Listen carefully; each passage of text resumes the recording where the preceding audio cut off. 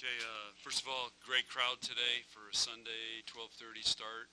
I thought this is a historic day being on ABC, so we're honored to be a part of that. And Louisville did a great job of packing this arena and setting the tone for the Final Four. So we're just really happy to be a part of this, and I thought our team came ready to play today and played just a really solid 3 games, and we had a couple little bumps here and there, but we just pulled ourselves right out of it. So we made a lot of progress this week as a team and how we want to play and our mindset going into these matches. So great job by our players. Can you raise your hand? We'll make sure a microphone for questions. We'll start with Mason. John, any stops at Churchill Downs this time around? No, I was looking for my future partner in racehorses over here, lady I met when I was here last time, but I missed the call to the post. They didn't play it today, and we're trying to get it to play it into Vanny. So we got a guy that can do it. It seemed like, especially in those first 2 sets, the defense was just spot on today. What did you like out of it? And every time it felt like Louisville maybe had some sort of in, you guys just were able to hunker down. You nailed it. I mean, our blocking defense was really good. I thought our serving really put pressure on them. They struggled early passing, and you know, when you're running a 6-2, and you're trying to run all these double quicks and everything, you don't pass. There goes your offense. It becomes very predictable, and I just thought we did a really nice job staying with our game plan and putting pressure on them.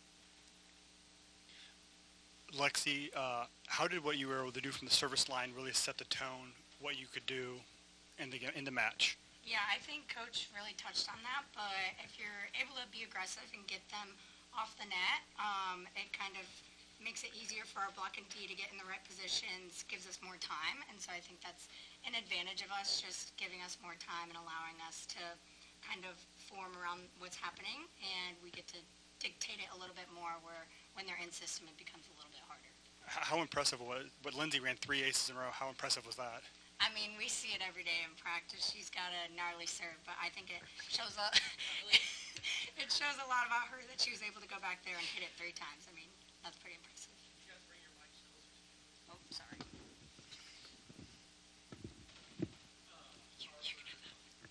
Seems like your play every game has been elevating today. There's so many times where you're serving, you're digging the ball, you're doing this all over the court. Can you talk about just your confidence as a season continues to go on? Yeah, I think a lot of my confidence has come from my teammates. And this season, obviously, I don't know, it means a lot to us. Just after losing the national championship, we've been through a lot together. So I think the confidence and all the work we're putting in is just paying off for all of us, not just myself. But, I mean, we played a great game today, and I think both teams did things well, but we came out on top.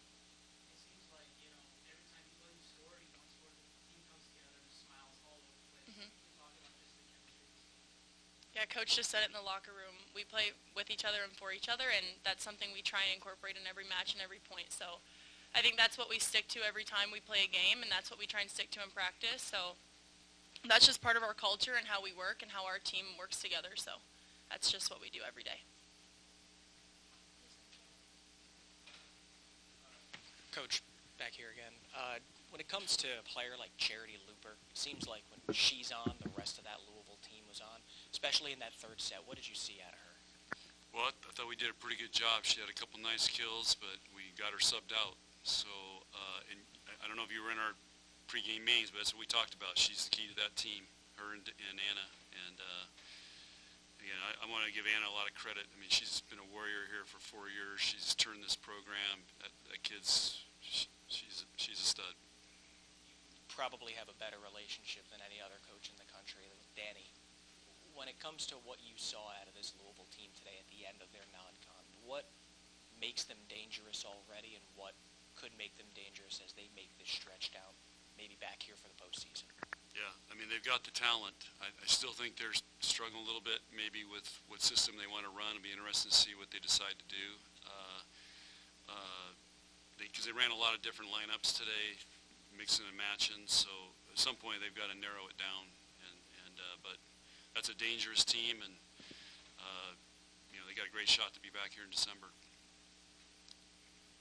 Coach, I wonder if you could speak to the significance of the regular season match on ABC and what that says about the growth of the sport and where you go from here. Yeah.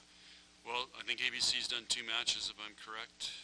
They did a national championship match in, where was that last year? Tampa? And today.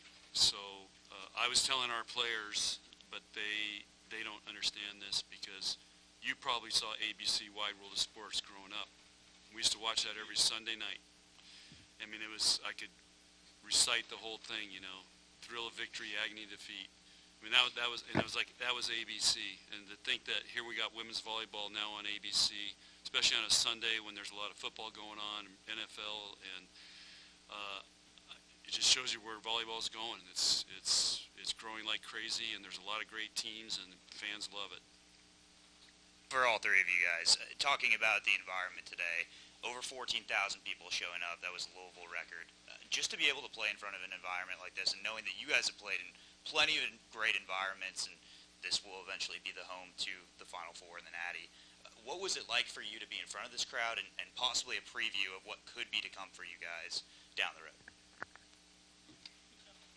Yep. Okay. Like you said, we're used to playing in front of large crowds, and thanks. We're used to playing in front of large crowds, and coming in here, their fan base is growing for their school. So I think we noticed that when we got introduced, and usually we can feel the energy because there's a lot of Nebraska fans, and I think we're kind of like, whoa, because we didn't have as many fans here as they did, or at least it didn't feel like that. So I think we just have to focus on us and focus on what's happening on the court, and we can't be distracted by the crowd, but we are used to playing in front of that many people. So I don't think it changes anything for us, but we're still learning to focus on ourselves.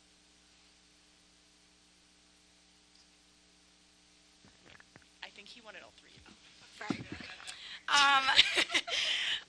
I think it's awesome. I think, like you said, we're kind of used to some of those bigger crowds, but I think it's cool that, like she said, usually it's full of Husker fans, and it's awesome to see that, like, the sport is just continuing to grow, and that it doesn't matter where we're playing. There's going to be supporters and people who are invested in women's volleyball, and at the end of the day, I think that's all what we all love to see, so I'm just excited for more of these records to happen this year all throughout the country. To answer your question, I was reflected before the match, as Lexi always tells me, Coach, just so you're taking it all in. And I was really just looking around thinking, this is pretty cool. I mean, and I can remember the days when there was nobody. And I was just taking it all in, like, this is pretty special. Yeah, back in the day. I hope you guys all start following me on TikTok. What's your Because username? that's been the biggest difference maker of all. Do you know your username? I have no idea. John Cook 1, It's right? Coach John Oh, Cook 1. Like and follow. Harper, how much pride do y'all take in, I mean, you had 7 aces, but you gave up 0. How much pride do you take in that and kind of being Oh, we had no solid and aces? serve receive? No, we didn't get aces. Sorry, repeat the last part of your question. I mean, how much pride do you take in being part of that serve receive that gave up 0 aces? Okay, before the game, this is kind of weird, but before the game, I write 8 and 27 on my fingers because when I'm passing, I think of Lexi because I obviously look up to her as a person and a captain, but yeah, I don't know. When I'm passing, I think about doing it for Lexi. So honestly, that's where I feel like I get my confidence from, but I mean, it feels great to not get aced. I mean, there was a lot of talk about finding confidence, especially after that SMU loss. I mean, how confident is this team now after 2 top 5 wins this week? Yeah, I think if you could gain any confidence, this is what we needed and what we were looking for. And it wasn't just given. We had to work for it. We had to reflect after SMU and try and change things to help us move forward. And that's exactly what we did. Every single person on the team invested in that and took pride in that. And it's just nice to see that we were able to come out with 2 big wins this week. More thing just about the crowd. I talked with Danny earlier in the week about how this sport seems to be in the middle of that big spectacle game that you guys definitely know about, and it being a lot more commonplace, crowds like this, games like this, nationally televised games. Where is this sport at right now, and what is that next big thing, in your opinion, to keep this trend going upward? Well, I think our stadium match set women's volleyball and women's sports took it to another level of, like, this is what it could be. And now I think this is continuing, and we're going to see this. I mean, we're going to be playing pretty much sold-out arenas every week in the Big Ten.